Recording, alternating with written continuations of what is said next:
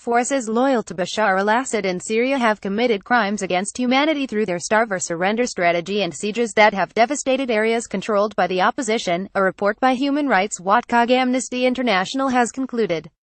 The report, to be released on Monday, examines 4 reconciliation deals between the Assad regime and the opposition in Aleppo, Homs, and Darava, as well as an agreement that included 4 besieged towns, 2 by the government and 2 by the rebels, and which led to the displacement of tens of thousands of civilians after years-long sieges and indiscriminate bombardment. While the report concludes that all sides in the conflict had violated international law, it says the regime's strategy of systematically preventing crucial food and medicine supplies from entering civilian areas while mounting bombing campaigns amount to war crimes and crimes against humanity. In essence, the deals have enabled the government to reclaim control of territory by first starving and then removing inhabitants who rejected its rule, the report says. More than 500,000 people are still believed to be trapped in besieged areas in Syria. Their plight was brought into sharp focus last month when images of a starving baby in the opposition-controlled eastern Ghouta near the capital, Damascus, surfaced. Her mother was unable to feed her because the lack of food meant she was too weak to breastfeed. The baby D. A leading United Nations official said on Thursday that eastern Ghouta's 400,000 residents were on the verge of a complete catastrophe resulting from a block on aid deliveries. "I feel as if we are now returning to some of the bleakest days of this conflict again," said Jan Egeland, a senior advisor to the UN Syria envoy.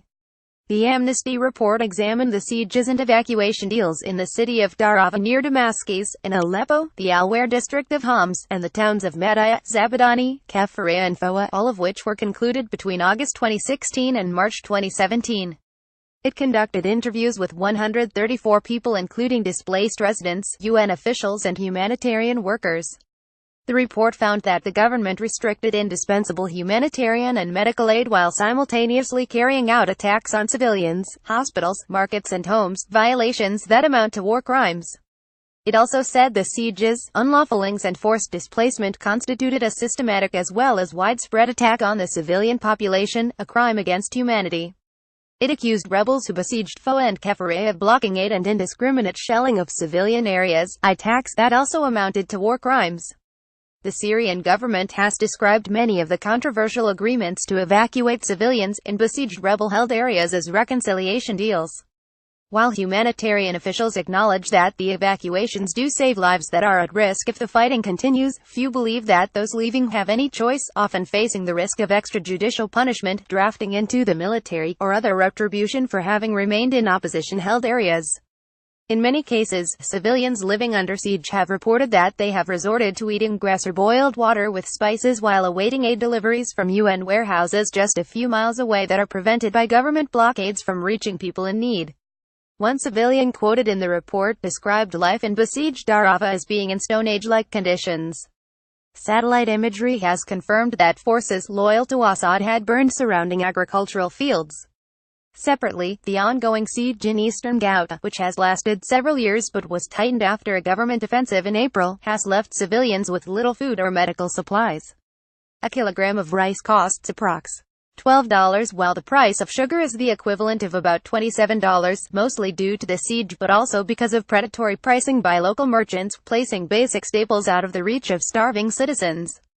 Residents say baby milk and even painters are unavailable and few have electricity because it costs too much to buy cell oil. Raed Isrul, an activist in the city of Doma, said expectant mothers were underfed, leading to a greater prevalence of heart conditions in infants as well as infections such as meningitis. Eastern Ghouta is one of several de-escalation zones created under a deal brokered by Russia and Turkey to reduce the violence in Syria. But the government has continued to impose a siege on the area and there have been airstrikes in recent days. There is great hunger among the people, Srul said.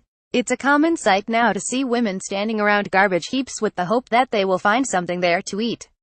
Children go to school in the morning with nothing in their mouths and can barely concentrate in classes.